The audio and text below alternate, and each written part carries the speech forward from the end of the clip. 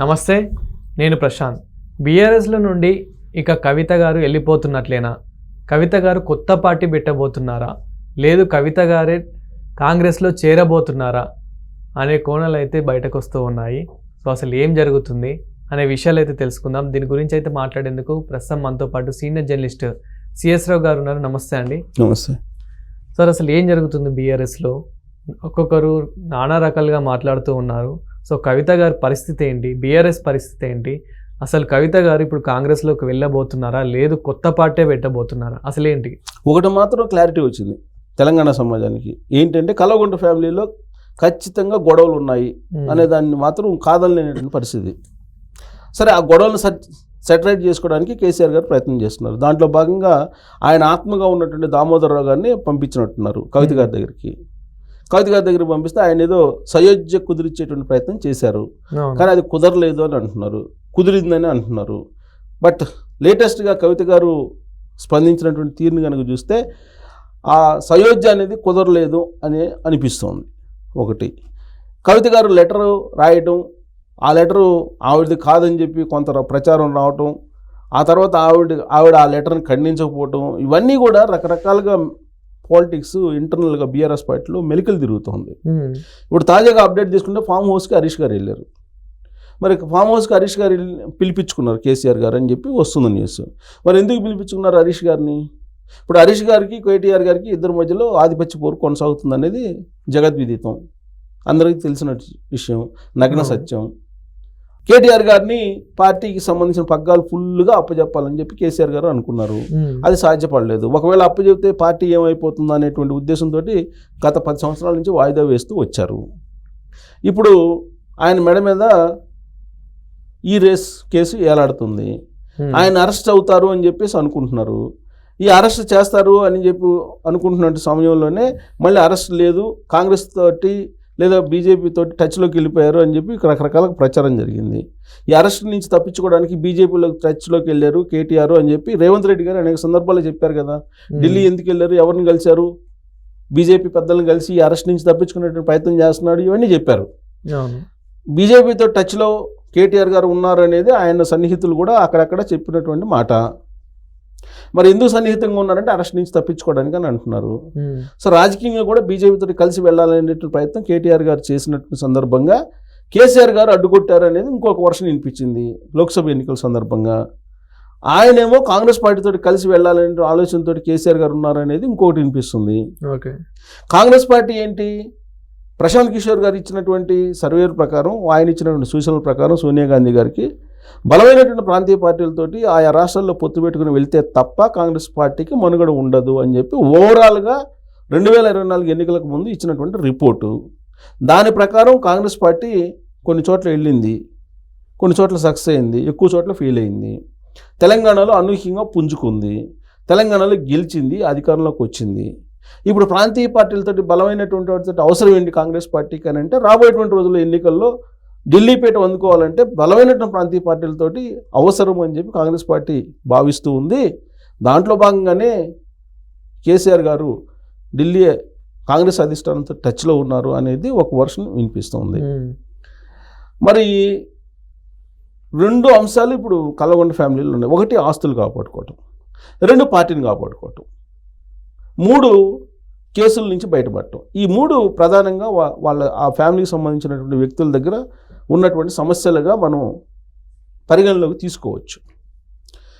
పార్టీని కాపాడుకోవాలి అని అంటే ఏదో ఒక జాతీయ పార్టీతోటి ఉండాలి, బీజేపీ తోటి ఉండాలి అని చెప్పేసి కేటీఆర్ గారు భావిస్తున్నారు. వద్దు అని చెప్పి కేసీఆర్ గారు భావిస్తున్నారని ఇంకొక వర్షన్ ఉంది.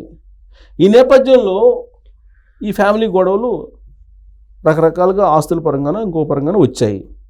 సో ఎలాగో ఈ ప్రపోజల్స్ ఉన్నాయి కాబట్టి ముందుగానే కాంగ్రెస్ పార్టీలోకి కవిత గారు టచ్లోకి వెళ్ళారు అని, ఆవిడ ఆల్రెడీ కాంగ్రెస్ పార్టీ పెద్దలతో మాట్లాడుకున్నారని, ఆవిడని తీసుకోవడానికి కాంగ్రెస్ పార్టీ అధిష్టానం కూడా సిద్ధపడి ఆ మేరకు సమాచారాన్ని రేవంత్ రెడ్డి గారికి, పిసిసి అధ్యక్షుడు ఆయన ఇప్పుడున్నటువంటి పిసిసి అధ్యక్షుడికి, ఇద్దరికి సమాచారం అందించారు.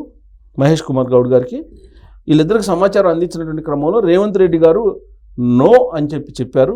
మహేష్ కుమార్ గౌడ్ గారు కూడా నో అని చెప్పారు. ప్రస్తుతానికి వద్దు.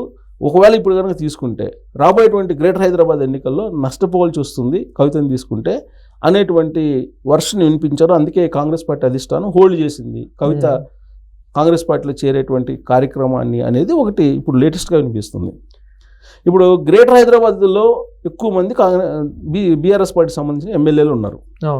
వీళ్ళు చంద్రబాబు నాయుడు గారు హైదరాబాద్ వచ్చినప్పుడు కొంతమంది టచ్లోకి వెళ్ళిపోతున్నారు చంద్రబాబు నాయుడు గారికి, మరి కొంతమంది ఏమో రేవంత్ రెడ్డి గారికి టచ్లో ఉన్నారు.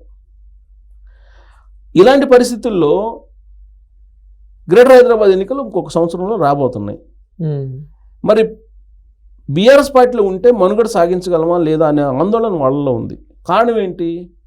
ఈ ఇంటర్నల్గా ఫ్యామిలీ డిస్ప్యూట్స్ కారణంగా, ఇంకోవైపు కేసులు, ఇవన్నీ ఉన్నప్పుడు పార్టీ మనుగడ ఉంటుందా లేదా అనే సందేహం ఎమ్మెల్యేలోనే ఉందని చెప్పి తెలుస్తుంది. ఆ క్రమంలోనే వాళ్ళు కవిత గారితో కాంగ్రెస్ పార్టీకి వెళ్ళడానికి కొంతమంది సిద్ధపడ్డారనేది కూడా తెలుస్తుంది. కాంగ్రెస్ పార్టీ ఏంటి, అసలు బీఆర్ఎస్ పార్టీని మెర్జ్ చేసుకోవాలి, విలీనం చేసుకోవాలనేటువంటి కార్యక్రమం కాంగ్రెస్ పార్టీ రేవంత్ రెడ్డి గారు మొదటి నుంచి చేస్తూ ఉన్నారు. సరే, ఇది ఇలా ఉంటే మరి హరీష్ రావు గారి పరిస్థితి ఏంటి? హరీష్ రావు గారు మరి ఏ పార్టీకి వెళ్ళబోతున్నారు? అంటే తను ఏదైనా కొత్త పార్టీ పెడతారా, లేదంటే తను కూడా కాంగ్రెస్ ఆర్ బీజేపీ ఆర్ లేదంటే ఇప్పుడు ఉన్న ఏపీ కూటమి ప్రభుత్వంకి ఏమైనా వెళ్ళబోతున్నారా? ఇప్పుడు హరీష్ రావు గారు యాక్చువల్గా బీజేపీలోకి వెళ్ళడానికి, లేదంటే బీజేపీ వాళ్ళే ఆయన్ని టచ్లోకి తీసుకున్నారనేది వినిపిస్తుంది. సరే, ఈయన వెళ్ళి ఉండరు నాకు తెలిసినంత వరకు, ఎందుకంటే ఆయనకి వెళ్ళాల్సిన అవసరం కూడా లేదు. ఆ బీఆర్ఎస్ పార్టీలో ఉన్న లీడర్లో ఎవరైనా కొంచెం ప్రజలతోటి మమేకం కావటం కానీ, ప్రజలతోటి సౌమ్యంగా ఉండటం కానీ, ప్రజా సమస్యల మీద ఇమీడియట్గా రెస్పాండ్ కావటం కానీ, సామాన్యులకు అందుబాటులో ఉండటం కానీ ఏదైనా ఉన్నారంటే ఒకే ఒక్క లీడర్ హరీష్ రావు గారు. ఆయనకు ఆ పేరు ఉంది. సరే, మంచిగా చెడ ఆయనకు ఆ పేరు వచ్చేసింది. కేటీఆర్ గారిని హరీష్ రావు గారి ప్లేస్లో ఊహించుకోలేకపోతున్నారు అసలు యాక్చువల్గా. అంటే హరీష్ రావు గారికి ఇవ్వకుండా పార్టీ అధ్యక్ష బాధ్యతలు లేదంటే పార్టీ పగ్గాలో కేటీఆర్ గారికి ఇవ్వడమే చాలామందికి ఇష్టం లేనటువంటి పరిస్థితి. ఇలాంటి పరిస్థితుల్లో హరీష్ రావు గారిని బీజేపీ వాళ్ళు టచ్ చేశారు. బీజేపీ ఆకర్షిస్తుంది, ఆయన మీద ఆపరేషన్ ప్రయోగిస్తున్నారు బీజేపీ వాళ్ళు అనేది చాలా కాలంగా వినిపిస్తూ ఉంది. కానీ ఒక ప్రాంతీయ పార్టీ, అందుట్లో కుటుంబ పార్టీ ఉన్నప్పుడు అంత ఈజీగా వెళ్ళాల్సిన అవసరం లేదు. అందుకని ఆయన కూడా ఆలోచిస్తున్నారు. అసలు వీళ్ళ వ్యవహారం ఏదో తెలవాలి కదా ఫస్ట్. అసలు వాళ్ళ వ్యవహారం తెలిస్తే ఆయన ఏదో ఒక నిర్ణయం తీసుకుంటారు.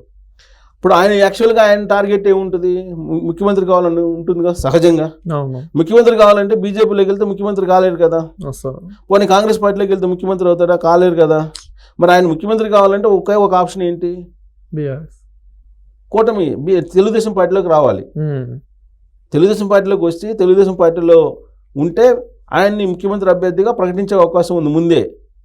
సో కూటమి కూడా ఏర్పడుతుంది కాబట్టి, బీజేపీ జనసేన తెలుగుదేశం పార్టీ కూటమి ఎలాగో ఉంటుంది కాబట్టి అప్పుడు ముఖ్యమంత్రి అవడానికి అవకాశం ఉంది. ఇదొక్కటే ఆప్షను హరీష్ రావు గారికి అదొక్కటే ఆప్షన్ ఉంది. అందుకే ఆ మధ్య తెలుగుదేశం పార్టీలోకి ఆయన వస్తున్నారు. తెలుగుదేశం పార్టీ తెలంగాణ విభాగం సంబంధించిన పగ్గాలు ఆయనకు అప్పచెబుతున్నారు అనే టాక్ కూడా వచ్చింది. ఇప్పుడు కేసీఆర్ గారు మాట్లాడడానికి ఆయన పిలిచారంటే ఏం మాట్లాడతారు? అంతర్గతంగా ఉండేటువంటి సమస్యలు, రాబోయేటువంటి రోజుల్లో తీసుకున్న డెసిషన్స్, వీటి మీద ఆధారపడి ఉంటుంది. బహుశా ఇప్పుడున్నటువంటి క్రైసిస్లో బీఆర్ఎస్ పగ్గాలు ఆయనకి అప్పచెప్పినా ఆశ్చర్యపోసలా కేసీఆర్ గారు. ఒకవేళ అప్పచెప్పకపోతే వెళ్ళిపోతాడేమోనని. ఇప్పుడు కేటీఆర్కి అప్పచెప్పకపోయినా వచ్చే నష్టం లేదు. అప్పచెప్తే వచ్చే నష్టం ఉంది కానీ అప్పచెప్పకపోతే వచ్చే నష్టం ఏం లేదు. అప్పచెప్పకపోతే వచ్చే నష్టం, ఆయన ఏ పార్టీలోకి పోరు, ఏ పార్టీలోకి కూడా ఆయన ఆహ్వానించరు. ఎందుకంటే ఆయన వ్యవహార శైలి డిఫరెంట్.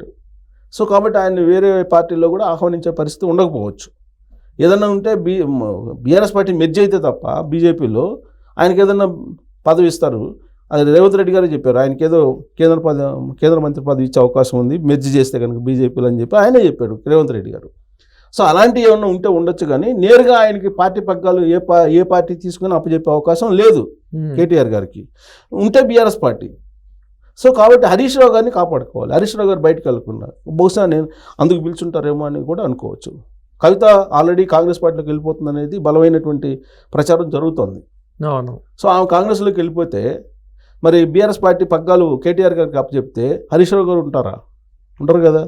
సో కాబట్టి బీఆర్ఎస్ పార్టీ పగ్గాలు హరీష్ రావు గారికి అప్పచెప్పి ఆయన హోల్డ్ చేసే ప్రయత్నం కూడా కేసీఆర్ గారు చేయొచ్చు. సో కాబట్టి పార్టీని కాపాడుకునేటువంటి ప్రయత్నం ఇది. ఇకన కేసుల నుంచి బయటపడాలి. కేసుల నుంచి బయటపడాలంటే ఏదో ఒక జాతీయ పార్టీతోటి అలైన్ అయి ఉండాలి.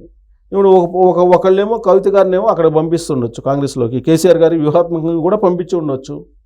ఎందుకంటే కేసీఆర్ గారిని కాదని కవిత చేయదు, కవిత గారిని కాదని కేసీఆర్ గారు చేయరు. వాళ్ళిద్దరి మధ్య ఉండేటువంటి తండ్రి కూతుళ్ళ బాండింగ్ చాలా బలమైందని చెప్పి చెప్తూ ఉంటారు చాలామంది.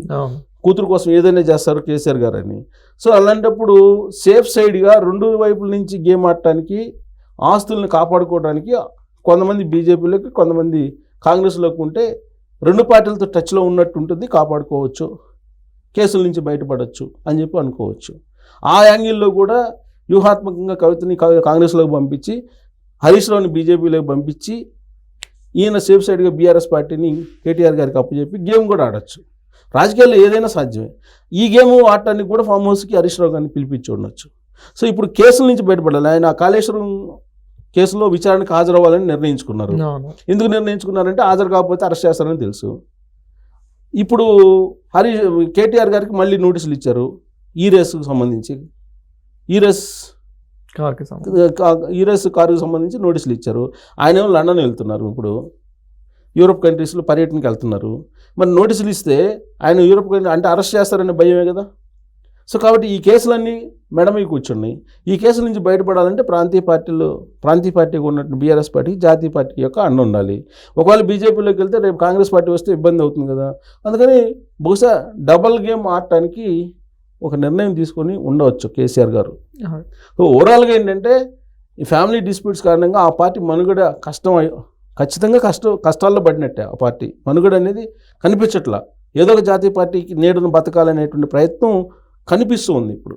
అలాంటి ప్రయత్నాలు వాళ్ళు చేస్తున్నట్టుగా కనిపిస్తుంది. సో కవిత కాంగ్రెస్ పార్టీకి వెళ్ళినా ఆశ్చర్యపోవసం లేదు, బీజేపీకి హరీష్ రావు వెళ్ళినా ఆశ్చర్యపోవసం లేదు, కేటీఆర్ ఆయన వెళ్ళి వచ్చిన తర్వాత అరెస్ట్ అయినా ఆశ్చర్యపోవసం లేదు.